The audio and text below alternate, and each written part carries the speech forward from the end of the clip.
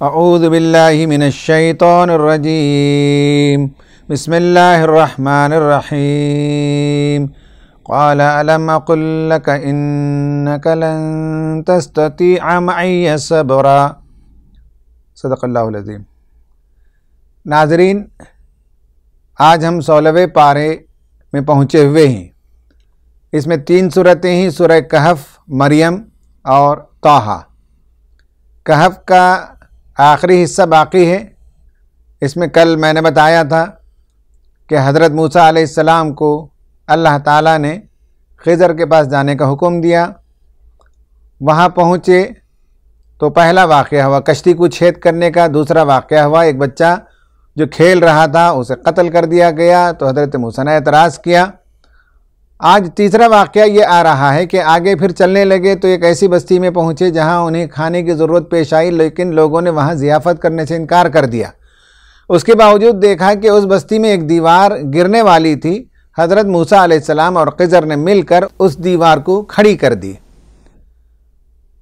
मूसा ने पूछा कि इस बस्ती के लोगों ने खाना खिलाने से इनकार कर दिया, लेकिन इनकी ये खिदमत हम क्यों बजा लाएं?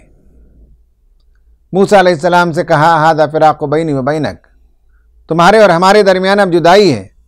मैंने बारहा कहा सवाल नहीं करना, तुमने सवाल कर लिया। लो अब मैं तुम्हें जवाब देता हूँ। पहला वाक़या था कश्ती को जो छेद किया गया। उसके पीछे ये हिकमत और मसलिहत थी कि कभी किसी का नुकसान होता है ज़ाहिरी तौर पर, तो आगे चलकर वो उसके लिए फ़ायदेमंद होता है। दूसरा, बच्चे की जो मौत वाक़ई हुई उसमें ये बताया गया कि अगर कभी अचानक मौत वाक़ई हो जाती है तो अल्लाह ताला की हिकमत और मशीयत में कोई बड़ा खैर है जो देना चाहता है, कोई शर है जिससे वो बचाना चाहता था। हो सकता है कि हमारी जहन की रसाई वहाँ तक न हो, लेकिन अल्लाह तबारक व तआला हमारे हिस्से में जो खैर लिख रखा है उसके लिए कभी ऐसा सदमा भी हमें देता है। और तीसरे वाक़े से जो सबक मिलता है वो ये कि जब लोग नेक होते हैं तो उनकी औलाद के लिए अल्लाह ताला भला करता है, खैर का सामान करता है और उनसे भी कराता है जो अजनबी होते हैं, वो रिश्तेदार नहीं होते। ये 3 वाक़यात के पीछे 3 हिकमतें और मसलिहतें समझा दी गई। उसके बाद कुरान चौथे वाक़े पर आता है। असहाबे कहफ़ का वाक़या, 2 बाग वालों का वाक़या, मूसा और खिज़र का वाक़या। चौथे नंबर पर ज़ुल्क़रनैन का वाक़या। ज़ुल्क़रनैन का जिक्र कुरान में आया है। ज़ुल्क़रनैन का लफ्ज़ी तर्जुमा है 2 सींग वाला। इसकी मुख्तलिफ ताबीर है। 2 सींग वाले से मुराद क़ुव्वत वाला, इक़्तिदार वाला, ये माना लिया गया। जर्मन फ़िलोलॉजिस्ट यानी ज़ुबान का जो माहिर है, उसने 1835 में अपनी तहक़ीक़ करते करते साइरस तक पहुँचा। और साइरस या अलेक्जेंडर द ग्रेट कहते हैं, वो पर्शिया का एक बादशाह था, इंसाफ पसंद बादशाह था, मुवहिद था। उसकी कब्र पर कतबा लगा है और मोटिफ लगा है, रिलीफ जिसे कहते हैं। उसमें तस्वीर जो बनी है ज़ुल्क़रनैन की, उसमें 2 सींग पाए जाते हैं। हज़रत दानियाल अलैहिस्सलाम ने एक ख्वाब देखा और यहूदियों की किताबों में ये ख्वाब मौजूद है कि एक बकरा वो अपने 2 सींगों से लड़ रहा था और दरिंदे भी उससे डरकर भाग रहे थे। तो मालूम हुआ कि ज़ुल्क़रनैन, कुरान ने जिसे कहा, वो एक तारीख़ी शख्सियत है। अब वो कौन है इसका अंदाज़ा लगाया जा सकता है, गुमान किया जा सकता है, क़तई बात नहीं कही जा सकती। पुराने मुफस्सिरीन के पास वो इन्फॉर्मेशन मौजूद नहीं था। जदीद मुफस्सिरीन में मौलाना मौदूदी रहमतुल्लाह अलैह, मौलाना अबुल कलाम आज़ाद रहमतुल्लाह अलैह, अल्लामा तबतबाई, इस तरह के दीगर मुफस्सिरीन तक ये इन्फॉर्मेशन पहुँचा, तो उन्होंने इसी बात को तरजीह दी कि ज़ुल्क़रनैन का जो तज़किरा आया है वो साइरस द ग्रेट है। उसकी 3 मुहिमों का कुरान ने जिक्र किया, एक वेस्ट की तरफ, एक ईस्ट की तरफ, एक नॉर्थ की तरफ। 3 एक्सपेडिशंस उसने किए। वेस्ट की तरफ वहाँ तक पहुँचा जहाँ काले पानी में सूरज गुरूब होता हुआ नज़र आ रहा था, यानी कि उसका जो वेस्टर्न एक्सपेडिशन है वो एशिया माइनर के आखिरी हिस्से तक पहुँचा। जहां सूरज गुरूब होता हुआ नजर आया। दूसरा एक्सपेडिशन उसका वो था जो ईस्ट की तरफ था, और वो एक ऐसी कौम के पास पहुंचा जहां के लोग सही ज़ुबान भी बोल नहीं पा रहे हैं। कुछ लोगों ने लिखा कि वह अफ़गानिस्तान का इलाका है वगैरह।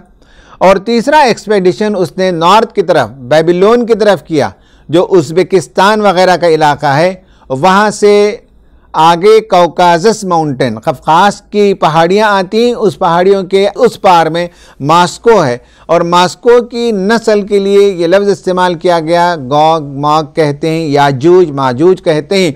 जब तीसरे एक्सपेडिशन पर ज़ुल्क़रनैन गया तो वहाँ की कौम के लोगों ने कहा कि जहाँ पना हमारे यहाँ उस पार से याजूज माजूज आते हैं और वो फितनागर हैं, वो फितना बर्पा करते हैं, लूट कर ले चले जाते हैं, कोई दीवार बना दीजिए। तो ज़ुल्क़रनैन ने कहा कि ठीक है, तुम अपना सामान ले आओ, जो कुछ मटेरियल मिल सका मेटल, उसे मोल्ड किया, और उसने कौकासस माउंटेन रेंज में एक दुर्रे के बीच में दीवार बना दी ताकि उधर से याजूज माजूज आ ना पाएँ और फितना बर्पा न कर पाएँ। अल्लामा मनाजिर हसन गिलानी रहमतुल्लाह अलैह ने लिखा है कि याजूज माजूज से मुराद वो यूरोप की नस्ल है। बाज़ लोगों ने लिखा कि वो तातारी हैं और मंगोल हैं, बाज़ लोगों ने लिखा कि वो मास्को के लोग हैं। बहरहाल सब उसी इलाके के रेस के लोग हैं जो तहकीक बताती है। और कुरान ने कहा कि ये बंद उस वक्त कायम रहेगा जब तक अल्लाह ताला चाहे, उसके बाद क़यामत के करीब याजूज माजूज पूरी दुनिया में पिल पड़ेंगे, फैल जाएंगे। तो ज़ुल्क़रनैन ने ये दीवार बना दी, और अल्लाह ने कहा कि क़यामत के दिन ये दीवार भी ख़त्म हो जाएगी, कायनात भी ख़त्म हो जाएगी, दुनिया को भी तोड़ फोड़ कर रख दिया जाएगा, और लोग एक दूसरे के साथ गुत्थम गुत्था हो जाएंगे। जिस तरह से मौजें एक दूसरे के साथ टकरा जाती हैं, वो दिन होगा जबकि लोगों को हिसाब किताब के लिए जमा कर दिया जाएगा, उनके हिसाब किताब के हिसाबनामे उनके सामने दे दिए जाएंगे, लोग खुद से पढ़ लें, वो उनके लिए काफ़ी होगा। और उसके बाद आखिर में कहा गया कि तेरे रब की जो तारीफ़ है, जो हम्द है, वो ख़त्म नहीं होगी। अगर जो समंदर है उसे इंक बना लिया जाए, जो दरख्त थी उसे निब बना लिया जाए, तब भी अल्लाह तबारक व तआला की तारीफ़ ख़त्म नहीं हो सकती। आखिर में नबी सल्लल्लाहु अलैहि वसल्लम के हवाले से ये बात बयान की गई कि आप बता दीजिए, कुल इन्नमा अना बशरुम मिथलुकुम यूहा इलैया अन्नमा इलाहुकुम इलाहु वाहिद। कहा कि मैं तुम्हारे जैसा एक बशर हूँ, इंसान हूँ, लेकिन मेरे पास जो खुसूसियत है वो ये कि अल्लाह ताला की तरफ से वही आती है और मैं वही के ज़रिए से कलाम करता हूँ। अब जिसका जी चाहे पलटे, जिसका जी चाहे न पलटे, जो अमल सालेह करेगा वो फ़ायदे में रहेगा। उसके बाद सूरह मरियम शुरू होती है। ये मक्के की इब्तिदाई दौर की सूरतों में से है, हुरूफ मुक़त्तआत से शुरू होती है। फिर फ़ौरन हज़रत ज़करिया अलैहिस्सलाम का तज़किरा आया कि हज़रत ज़करिया अलैहिस्सलाम ने अल्लाह तबारक व तआला से दुआ की। हज़रात दुआ कैसी करनी चाहिए, उसके आदाब अगर सीखने हो तो इस सूरत में भी काफ़ी सबक मिलता है कि अल्लाह ताला के सामने आजिज़ी के साथ पुकारा जाए और आहिस्ता आहिस्ता चुपके से उसे पुकारा जाए, उसकी तारीफ़ बयान की जाए, अपनी मजबूरियां बयान की जाएं। कभी ना उम्मीद होने की ज़रूरत नहीं, पुरउम्मीद होकर अल्लाह ताला से दुआ मांगी जाए, अपनी ख्वाहिशात और अपनी ज़रूरियात को उसके सामने रखे। हज़रत ज़करिया अलैहिस्सलाम को एक औलाद की ज़रूरत थी, और वो आम लोगों की तरह अपनी मीरास को चलाने और पालने के लिए नहीं, बल्कि दावती मिशन को आगे बढ़ाने के लिए उन्हें एक औलाद की ज़रूरत थी। तो उन्होंने बड़े प्यारे अंदाज में दुआ की। अल्लाह तबारक व तआला ने कहा कि तुम्हारी दुआ कबूल हो गई, और बुढ़ापे में अल्लाह ताला ने हज़रत यहया अलैहिस्सलाम जैसी बहुत प्यारी औलाद अता की। हम सब कुछ चाहिए कि जब भी हम दुआ करें अपने बच्चों के लिए तो हम भी हज़रत यहया अलैहिस्सलाम जैसे सिफ़ात के बच्चे तलब करें, जिनका जिक्र कुरान में आया है कि हज़रत यहया अलैहिस्सलाम को अल्लाह ताला ने बचपन ही से सलीक़ामंदी अता की थी, बचपन ही से वो फ़ैसला करने की सलाहियत रखते थे। अल्लाह ताला ने उनको क़ुव्वत फ़ैसला अता किया। वो बड़े ही नरम दिल इंसान थे, हनाना कुरान ने कहा, बहुत नरम दिल इंसान थे, पाकीज़ा तबीयत के थे, माँ बाप के लिए बड़े फरमाबरदार थे और शकी नहीं थे, माँ बाप के लिए सरकश नहीं थे। हज़रत यहया अलैहिस्सलाम जैसी औलाद अल्लाह ताला ने अता की। उसके बाद अल्लाह ताला ने बताया कि बीबी मरियम की किफ़ालत हज़रत ज़करिया अलैहिस्सलाम करते थे। तो एक दिन बीबी मरियम जब वो एतिकाफ़ में थी और पर्दा गिराए हुए थी, एक फ़रिश्ता नमूदार हुआ इंसानी शक्ल में, और उसने कहा कि अल्लाह ताला तुम्हें लड़के की खुशखबरी देता है। मरियम ने कहा कि मुझे किसी मर्द ने छुआ नहीं और ना मैं बदकार औरत हूँ, ये कैसे मुमकिन है कि मेरे यहाँ कोई बच्चा पैदा हो? तो फरिश्ते ने कहा कि अल्लाह ताला का यही फ़ैसला है। और उसके बाद उन्हें हमल ठहर गया। वो अपने हमल को लेकर दूर चली गई और बहुत ये कहती रही कि काश मैं मर गई होती और काश मैं भुला दी गई होती।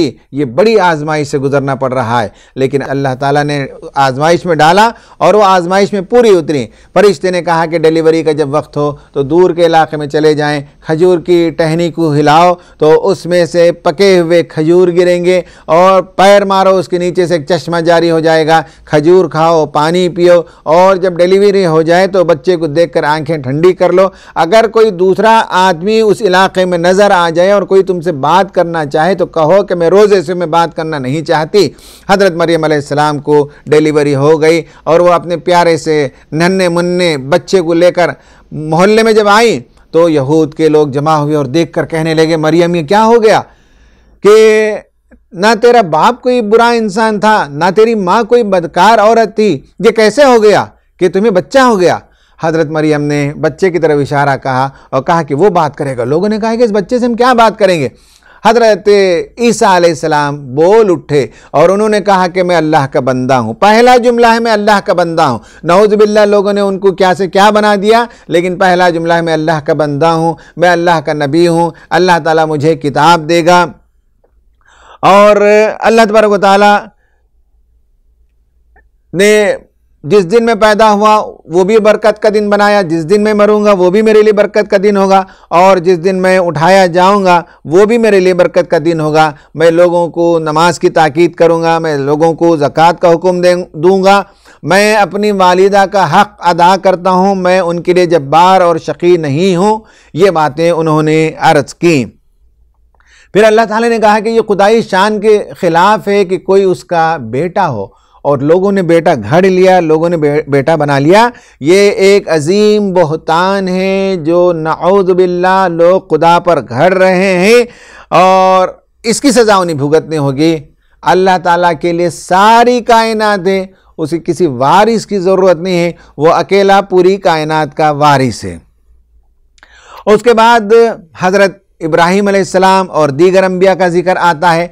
हज़रत इब्राहीम अलैहिस्सलाम ने अपने वालिद मोहतरम से जो दावती गुफ्तगू की उसका जिक्र आया है और कहने लगे कि अब्बा जान, मेरे पास एक इल्म है जो आपके पास नहीं है और आप ये बुतों की जो पूजा करते हैं वो छोड़ दें। मुझे डर लगता है कि शैतान ने आपको गुमराह कर दिया और वो बहुत ही हमारा बड़ा दुश्मन है और जो उसकी इत्तिबा करेंगे वो सख्त नुकसान उठाएंगे। तो बाप ने कहा कि इब्राहीम, तुम्हें इतनी हिम्मत और जुर्रत कि हमारे माबूदों के खिलाफ तुम बोलते हो, मैं तुम्हें संसार कर दूंगा, मैं तुझे अपने घर से निकाल दूंगा, निकल जाओ यहाँ से।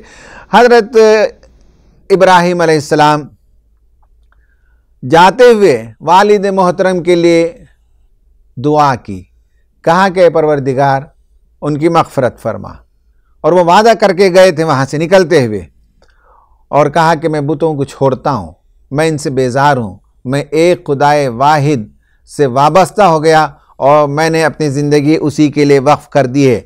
अल्लाह ताला ने उनको इसहाक़ और याकूब जैसी बेहतरीन औलाद अता फ़रमाई जो आगे चलकर नबी बने और बहुत नामवर हस्तियाँ बनी। फिर उसके बाद अल्लाह ताला ने हज़रत हारून अलैहिस्सलाम का तज़किरा फ़रमाया, मूसा अलैहिस्सलाम का तज़किरा फ़रमाया, इदरीस अलैहिस्सलाम का तज़किरा फ़रमाया, हज़रत नूह का तज़किरा फ़रमाया। सब करने के बाद कहा कि ये तो अल्लाह ताला के बरगज़ीदा बंदे थे और उनके बाद बनी इसराइल जो उनकी औलाद में से थे उन्होंने नमाज़ों को ज़ाये कर दिया और शहवात के पीछे लग गए और जो तालीम शरीयत की उन्हें दी गई थी उसकी ज़रा बराबर उन्होंने परवाह नहीं की।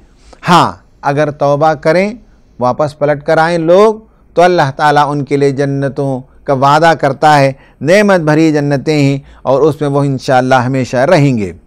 उसके बाद अल्लाह तबारक व तआला ने इस सूरत के इख्तिताम में ये बताया, मंज़र आखिरत का खींचा और कहा कि मरने के बाद लोग उठाए जाएंगे और इंसानों को जमा करेंगे, हम सरकश लीडरों को हम जमा करेंगे, शयातीन को हम जमा करेंगे और वो देखने का वक्त होगा कि लोग घुटनों के बल खुदा के आगे घिघिया रहे होंगे, आजिज़ी कर रहे होंगे, रो रहे होंगे, पनाह मांग रहे होंगे।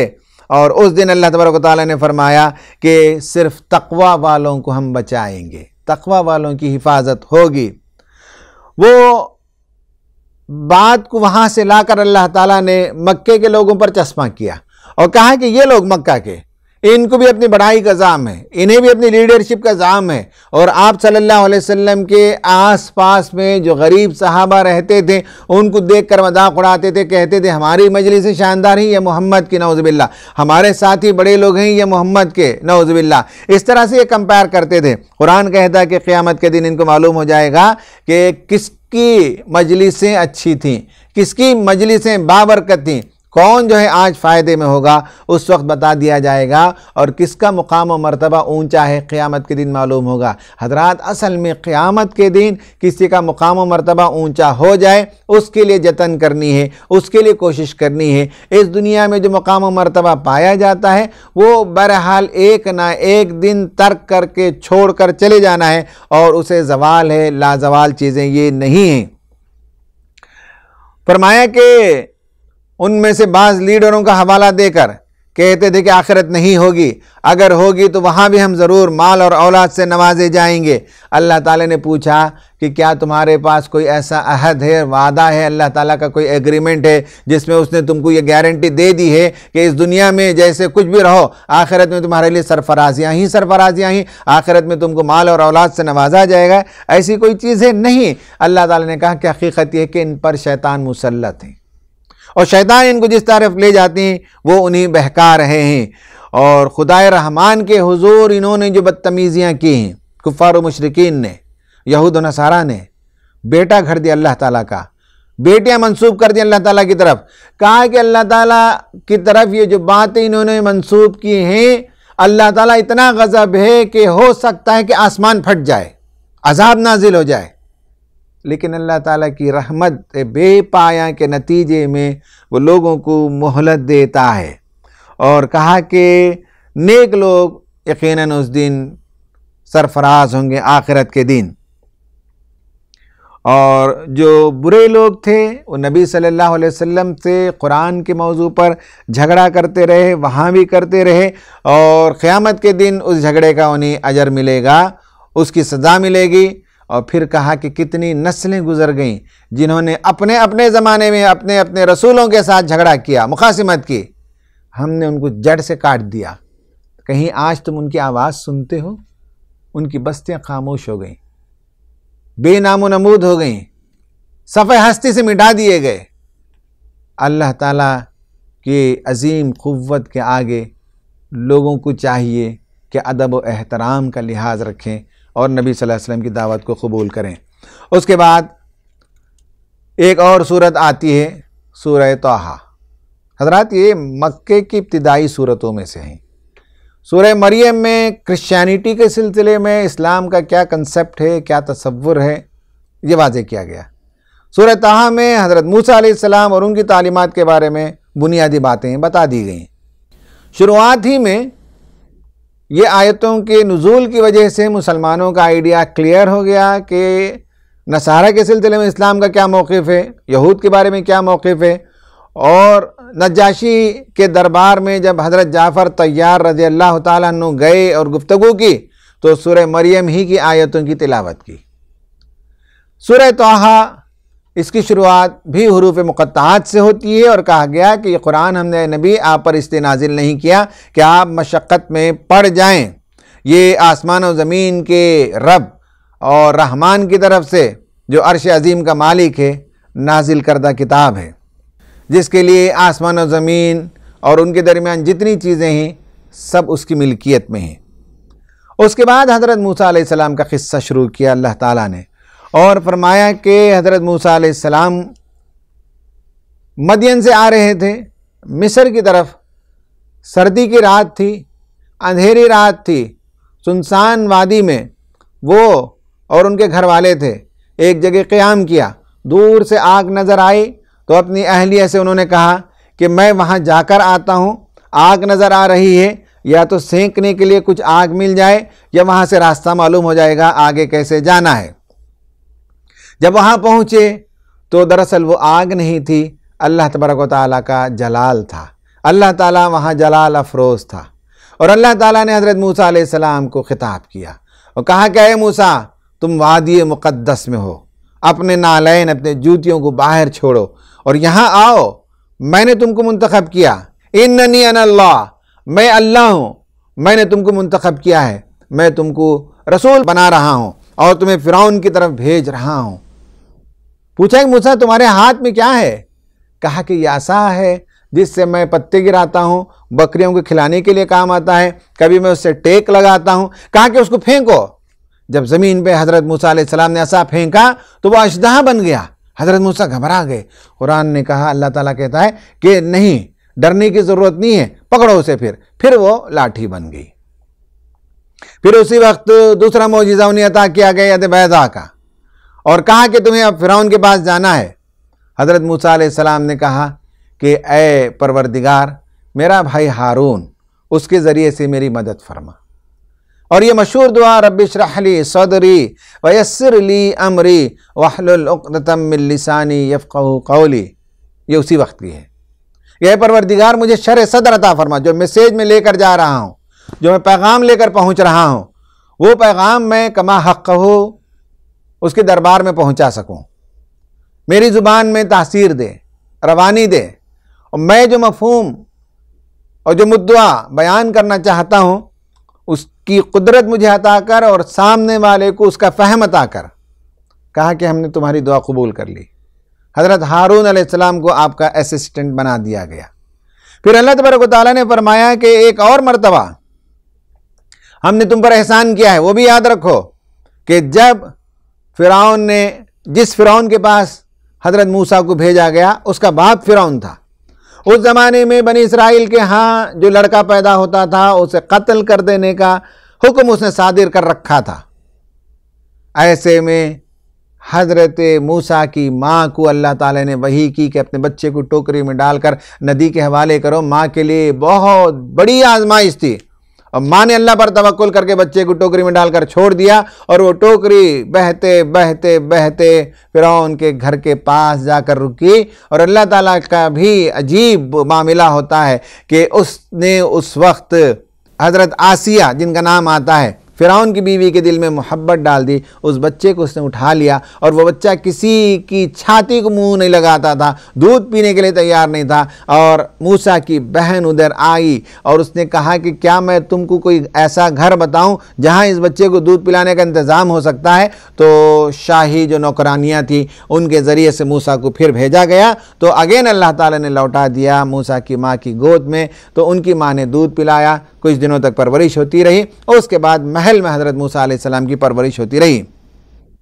हज़रात, जिन लोगों को दावती काम से दिलचस्पी हो, जो कम्युनिकेशन का आर्ट सीखना चाहते हो, उन्हें चाहिए कि सूरह ताहा में जो डायलॉग है फ़िरौन के दरबार में, पार्लियामेंट में, उसका गौर से मुताला करें। ये मौका नहीं है कि हम तफसील से बताएं, लेकिन कम्युनिकेशन स्किल कैसे डेवलप करते हैं और कैसे जब दावती गुफ्तगू होती है तो ख़ासकर दाई को उकसाया जाता है, दाई को इरिटेट किया जाएगा, दाई को छेड़ा जाएगा, गुस्सा दिलाया जाएगा। ये करतूत और ये तरीक़ा हमेशा से बातिल का रहा है। उस वक्त दाई कैसे अपना कूलनेस बाकी रखे, कैसे वो कंपोज्ड रहे, कैसे वो इत्मीनान और करार के साथ जिन सवालात का जवाब देना हो उसका दे, जिन सवालात के जवाब ना देना हो, जिन्हें टालना हो, जिन्हें एस्केप करना हो, जहाँ खामोशी इख्तियार करनी हो, वो सारे जो उसूल हैं, जो फ़न है, जो स्किल है, वो यहाँ डायलॉग में आप सीख सकते हैं। मिसाल के तौर पर एक दो बातों की तरफ मैं आपकी तवज्जो मबजूल कराता हूँ।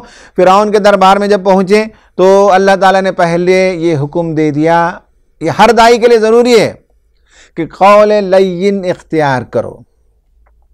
दाई के लिए कभी हार्श वर्ड्स का इस्तेमाल करना, एग्रेशन का इख्तियार करना बिल्कुल मुहलिक है। सॉफ्टनेस, टेंडरनेस, नरमी के साथ बात करना दाई का सबसे बड़ा हथियार है। आप देख लीजिए कि जो लोग डिबेट में नरम होते हैं, कूल मेंटेन करते हैं और बहुत ही सोफिस्टिकेटेड लैंग्वेज इस्तेमाल करते हैं, सख्त से सख्त आदमी भी वहाँ पिघल जाता है।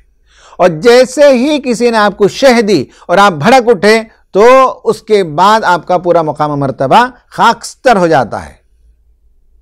मूसा अलैहिस्सलाम से कहा कि बताओ तुम्हारा रब कौन है?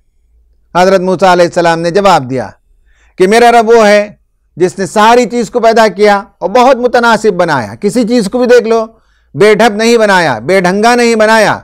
हर चीज़ के बीच अल्लाह ताला की कारीगरी देख सकते हो, आर्टिस्ट्री देख सकते हो। परिंदों को देखो, उसकी आर्टिस्ट्री देखो, उसका प्रोपोर्शन देखो, उसके रंगों के कॉम्बिनेशन को देखो, उनकी आवाज़ों को देखो, हर चीज़ में आर्टिस्ट्री है। जंगल के जानवरों को देखो, कैसी आर्टिस्ट्री पाई जाती है। अल्लाह तबारक व तआला ने बाघ को पट्टे दिए, लेपर्ड को छींटे दिए, और हरन को भी अल्लाह ताला ने उसके हिसाब से छींटे दिए, ज़ेबरों को धारियां अता की। मेरा रब वो है जो कोई भी चीज़ पैदा करता है तो सबसे बेहतरीन साख्त में पैदा करता है और उसे उसकी ज़िंदगी गुजारने का तरीक़ा सिखाता है। यहाँ गोया के अपनी गुफ्तगू के लिए एक नुक्ता छोड़ दिया। परिंदा बनाया तो उसे उड़ने की हिदायत दी, मछली बनाई उसने तो उसे तैरने की हिदायत की, तुमको बनाया तो तुम्हारे लिए भी हिदायत का सामान किया, वही सामान लेकर मैं आया हूँ। ये बाद में बोलने वाले थे, उसके लिए पहले ही उन्होंने अपनी गुफ्तगू में इसका तस्करा कर दिया कि मेरा रब वो है जो हर चीज़ को बनाता है और बेहतरीन बनाता है और उसकी हिदायत का सामान करता है। फ़िरौन ने पूछा कि हमारे बड़ों का क्या होगा? चाहते हज़रत मूसा तो कह सकते थे कि तुम्हारे बड़ों का मामला तो यह है कि गए वो जहन्नम में, और जैसे अगर ये कहते तो फ़िरौन भड़क उठता और अपने दरबारियों को, अपने हवाली और मवालियों को कहता कि देखो ये तुम्हारे बाप दादा को जहन्नमी करार देता है। इसलिए हज़रत मूसा अलैहिस्सलाम ने बहुत शानदार जवाब दिया, कहा कि वो मामला मेरे रब के हवाले है, मेरा काम नहीं है सर्टिफिकेट्स इश्यू करना, और मेरा रब जानता है, किसी चीज़ को भूलता नहीं, उसे मालूम है किसके साथ क्या बर्ताव करनी चाहिए। हज़रात, ये बात बहुत ज़रूरी है हिंदुस्तानी पस मंज़र में। रसूल सल्लल्लाहु अलैहि वसल्लम को अबू लहब ने बुलाया और उसने पूछा, आपने वहां दो टूक जवाब दिया। वो एक अलग कॉन्टेक्स्ट है, वो एक अलग पस मंज़र है। लेकिन इस पस मंज़र में जहां हज़रत मूसा अलैहिस्सलाम एक माइनॉरिटी से ताल्लुक़ रखते थे, एक डिप्राइव्ड कम्युनिटी से ताल्लुक़ रखते थे, वक्त के एक जाबिर बादशाह के दरबार में थे, वहां जवाब दिया कि मेरा रब जानता है बेहतर, वो भूलता नहीं और सबके बारे में उसका फैसला सादिर है। हमारा ज़ौक़ बहुत होता है, जो ज़रा दीनदारी अपने अंदर पैदा कर लेता है उसका शौक़ होता है कि अब मैं ही एक जन्नत में जाने वाला हूँ, और बाकी सब लोगों को शुरू करता है बाहर करना, सर्टिफिकेट्स बांटना शुरू करता है। इस आदत से हमें पलटना चाहिए। किसी के बारे में कोई फैसला ना कीजिए। अल्लाह ताला ने ये काम हमारे हवाले नहीं किया, जो काम हमारे हवाले किया वो काम हम करें कि लोगों को खैर की तरफ बुलाएं, लोगों के अंजाम के बारे में हम ना कहें, उसूल बता दें और किसी के बारे में हम जजमेंटल ना हो। फिर फ़िरौन ने कहा कि मूसा, जादू से तुम हमें अपने सरजमीन से बेदखल करना चाहते हो। हज़रत मूसा अलैहिस्सलाम खामोश रह गए। यह ऐसी चीज़ है जिस पर बेजा डिबेट की ज़रूरत नहीं है। यानी कभी दुनिया में जादू से कोई बादशाह नहीं बना, जादू से किसी ने वोट हासिल नहीं किए, जादू के ज़रिए से कोई प्राइम मिनिस्टर और प्रेसिडेंट नहीं बन जाता। इसकी तारीख़ दलाइल भी दे सकती, गुफ्तगू की जा सकती थी। मूसा अलैहिस्सलाम ने मुनासिब समझा कि खामोशी इख्तियार करें। बेजा और बेतु के सवालात का यही हशर होना चाहिए कि खामोशी साध लेना खुद एक जवाब है। एक उसूल ये कहा जाता है, यू कैन नॉट कम्युनिकेट, यानी आप इस पर कुदरत ही नहीं रखते कि आप कम्युनिकेशन ना करें। खामोशी रहना खुद एक कम्युनिकेशन है, उसका जवाब है। तो आपके पास ऐसी कोई कुदरत नहीं है जिसमें आप अपना मैसेज सामने वाले तक पहुंचाने से माजूर रहें या उसे बचा कर रखें। नहीं, आपकी खामोशी खुद एक मैसेज है। आपका त्योरी चढ़ाना खुद एक मैसेज है, आपका मुस्कुरा देना खुद एक मैसेज है, आपका मुंह फेर लेना खुद एक मैसेज है। तो खामोशी खुद एक मैसेज है कि ये क्वेश्चन ट्रैश बिन के लायक है, इसका कोई जवाब नहीं होना चाहिए। फिर उसके बाद कहा, अच्छा चलो मुजाहरा करते हैं, और उसने जमा किया जादूगरों को, जिसकी तफसीलात इससे पहले वाली सूरतों में गुजर गई है। और ये सब हुआ। उसके बाद मूसा अलैहिस्सलाम ने जब अपनी हुज्जत पूरी कर दी तो रातों रात वहाँ से निकलने का हुक्म हुआ, समंदर पार करके गए और उसके बाद वहाँ वादी सीना में पहुँचे। वादी सीना में पहुँचने के बाद हमें मालूम है कि अल्लाह तबारक व तआला ने वहाँ आपको बुलाया पहाड़ पर शरीयत से सरफराज करने के लिए। उस दरमियान सामरी ने एक बछड़ा बना दिया। हज़रत मूसा अलैहिस्सलाम लौटे और हज़रत हारून अलैहिस्सलाम से बास पुर्स की। बाद में सामरी से उन्होंने बास पुर्स की और कहा कि ये तेरा क्या रवैया है। उसके बाद उसे सज़ा दी, लामिसास लामिसास, ज़िंदगी भर तू पुकारता रहेगा, कोई तेरे करीब नहीं आ पाएगा और उसी वहशत की हालत में उसकी मौत हो जाएगी। और उसके बाद अल्लाह ताला ने हज़रत आदम अलैहिस्सलाम और शैतान का किस्सा एक और मरतबा नकल किया, ये बताने के लिए कि इंसान की सबसे बड़ी कमज़ोरी गुनाह नहीं है, इंसान की सबसे बड़ी कमज़ोरी उसकी गफलत है।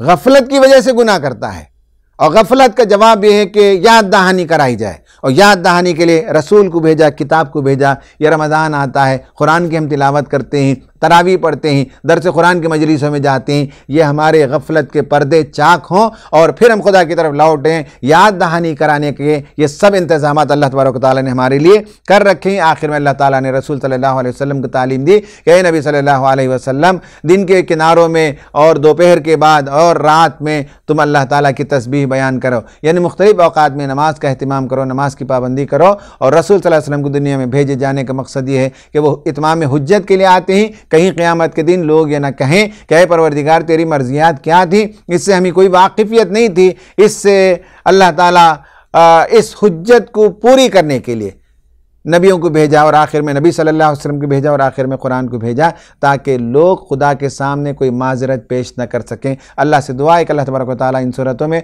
जो बातें बयान की गई हैं उन्हें कमा हक़ समझने और उनमें जो काम करने के लिए हमें हुक्म दिया गया है वो करने की तौफ़ीक़ अता फ़रमाए। आमीन व आखिर दावाना अनिल हम्दुलिल्लाहि रब्बिल आलमीन।